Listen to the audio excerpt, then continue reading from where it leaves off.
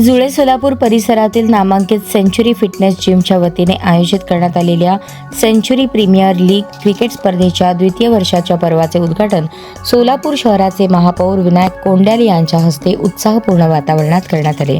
कार्यक्रमाचे आयोजन सेंचुरी फिटनेसच्या वतीने करण्यात आले।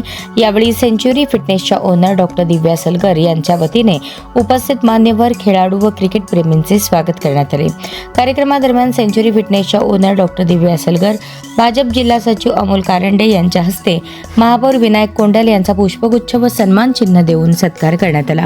यावेळी उपस्थितांनी महापौरांना शुभेच्छा दिल्या।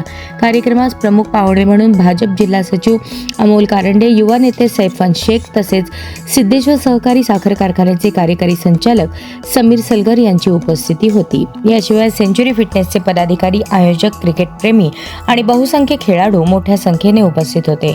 उद्घाटनाप्रसंगी महापौर विनायक कोंड्याल यांनी स्पर्धेत सहभागी सर्व खेळाडूंना शुभेच्छा देत आयोजकांचे कौतुक केले। तरुणांमध्ये क्रीडा संस्कृती रुजवण्यासाठी तसेच युवकांना शारीरिकदृष्ट्या सक्षम आणि निरोगी जीवनशैलीकडे प्रवृत्त करण्यासाठी सेंचुरी फिटनेसच्या वतीने आयोजित करण्यात आलेल्या या उपक्रमाचे कौतुक केले।